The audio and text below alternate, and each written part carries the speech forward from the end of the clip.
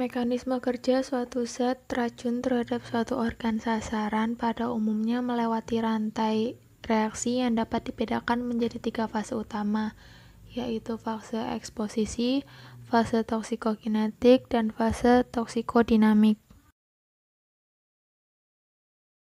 Fase toksikokinetik, di mana kita mempelajari tentang perjalanan toksikan dalam tubuh, seperti absorpsi, distribusi, metabolisme, dan ekskresi.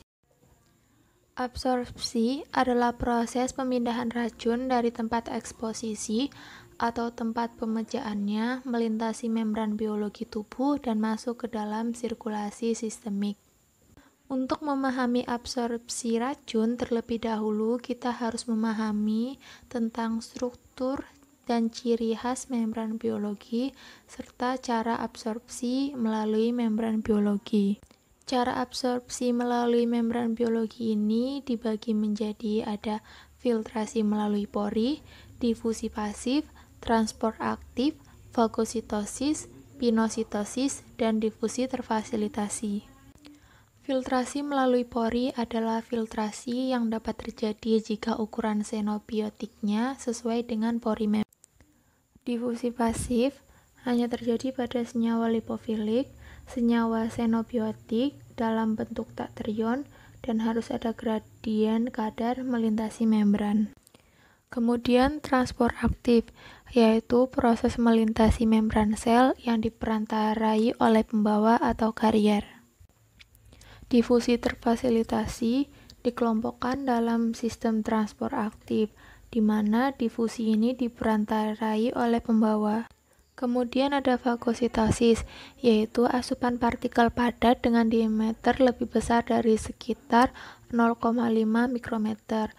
Sedangkan pinositosis adalah asupan tetesan cairan ekstraseluler bersama dengan partikel kecil. Distribusi atau proses pemindahan xenobiotik dari sirkulasi darah ke suatu tempat di tubuh. Faktor yang mempengaruhi proses distribusi adalah tempat absorpsi, permeabilitas jaringan terhadap racun, dan kecepatan aliran darah. Kemudian untuk tempat distribusi xenobiotik ada pada jaringan, hati dan ginjal, tulang, lemak, sawar darah otak, dan sawar plasenta. Selanjutnya ada metabolisme. Metabolisme xenobiotik merupakan biotransformasi xenobiotik menjadi suatu metabolit yang secara kimia berbeda dengan zat kimia induknya. Xenobiotik atau racun masuk ke hati melalui vena portal. Metabolisme xenobiotik terutama terjadi di hati, tetapi ada juga proses biotransformasi yang terjadi di luar, yakni di ginjal, paru, dan kulit. Bagian sel hati yang banyak terlibat dalam metabolisme xenobiotika adalah parenkim hati. Xenobiotika untuk masuk ke metabolit fase 1 harus melewati reaksi fase 1 dulu, yang di dalamnya terdapat oksidasi, reduksi, dan hidrolisis. Guna dari ketiga tersebut adalah untuk mengubah struktur senyawa xenobiotik guna memasukkan gugus fungsional yang sesuai bagi reaksi konjugasi fase 2 agar keseluruhan molekul mudah larut. Kemudian, untuk metabolit fase 1 menuju metabolit fase 2 harus melewati reaksi fase 2, di mana berkonjugasi dengan asam glukuronat, sulfat, asetat, dan glutation. Tempat enzim metabolisme fase ini terjadi pada retikulum endoplasma. Ekskresi. Toksikan dapat dieliminasi dari tubuh melalui beberapa rute. Ginjal merupakan organ yang penting untuk mengeluarkan racun. Beberapa xenobiotik diubah terlebih dahulu menjadi bahan yang larut dalam air sebelum dikeluarkan dari tubuh. Ekskresi ginjal. Ginjal merupakan tempat ekskresi utama xenobiotik. Ekskresi xenobiotik dalam urin dapat dilakukan melalui salah satu dari 3 mekanisme berikut. Pertama ada filtrasi dari darah melalui pori glomerulus. Yang kedua ada difusi dari aliran darah ke dalam tubulus, dan yang ketiga ada transport aktif ke dalam cairan tubular. Filtrasi dari darah melalui pori glomerulus hanya terbatas pada senyawa dengan berat molekul lebih dari 50 kilodalton. Untuk difusi dari aliran darah ke dalam tubulus, bergantung pada pH urin, pKa xenobiotik, gradien kadar, kelarutan xenobiotik dalam lipid. Ekskresi xenobiotik pada jalur ini sebanding dengan kadar xenobiotik dalam darah. Untuk transport aktif ke dalam cairan tubular, hanya bisa untuk xenobiotik yang berikatan dengan protein yang dapat diekskresikan melalui jalur ini. Ekskresi empedu, senyawa yang polar dan dengan berat molekul lebih dari 300 cenderung diekskresi ke empedu tanpa terlebih dahulu masuk ke sirkulasi sistemik. Oleh sistem hepatosis, xenobiotik dan metabolitnya diteruskan ke kanalikuli, kemudian dilanjutkan ke kandung empedu, kemudian ke usus halus, dan dikeluarkan melalui feses. Biasanya terjadi secara transport aktif. Selama masih di usus, xenobiotik memiliki kesempatan untuk kontak dengan mikroba usus untuk bermetabolisme lebih lipofilik, kemudian direabsorpsi dari usus ke pasok darah ke vena portal, dan kembali ke hati atau disebut dengan daur enterohepatik. Di sini terdapat bagan fase eksposisi, fase toksikokinetik, dan fase toksikodinamik.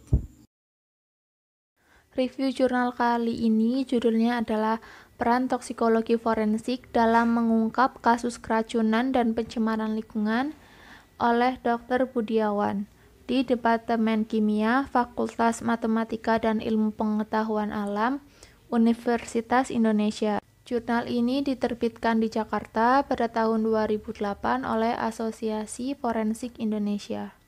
Jurnal ini merupakan jurnal yang telah direview.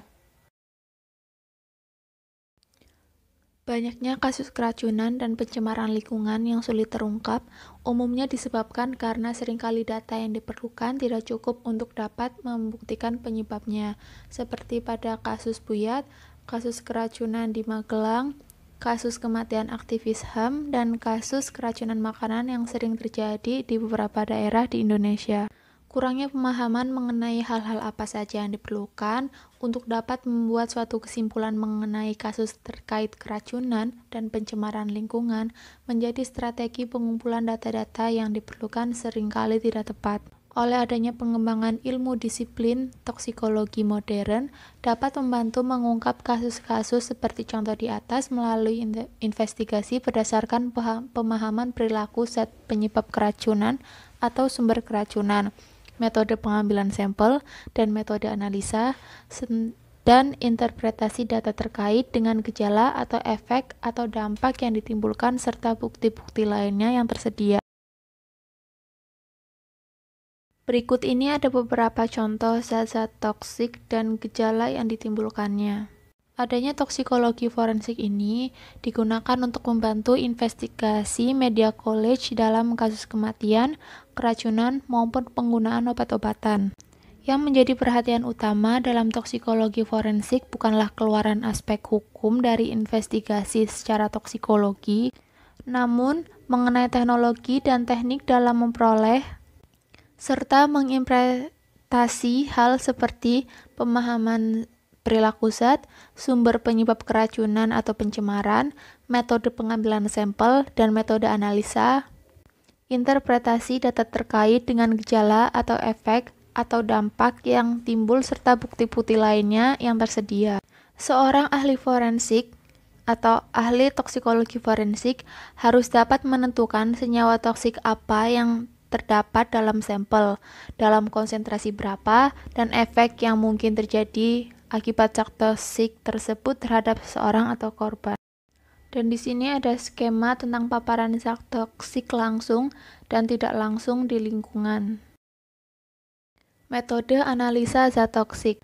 Teknik yang tersedia untuk penyelidikan terhadap biomarker ataupun zat toksik dari beragam sumber pencemaran atau keracunan seperti zat anorganik, organik, logam, media air, udara, dan lain-lainnya. Instrumen kimia modern yang dapat digunakan untuk analisis zat toksik antara lain ada Atomic Absorption Spectrometry atau AAS untuk deteksi logam. Kemudian ada GC untuk mendeteksi senyawa organik yang volatil dan HPLC untuk mendeteksi senyawa yang non-volatil. Kesimpulan yang dapat diambil dari jurnal ini adalah toksikologi forensik merupakan bagian ilmu toksikologi modern dalam mengkaji perilaku zat racun dan keberadaan zat racun dalam sistem makhluk hidup serta perilaku dalam lingkungan. Biomonitoring merupakan salah satu cabang ilmu yang mendukung investigasi bukti-bukti ilmiah dalam toksikologi forensik.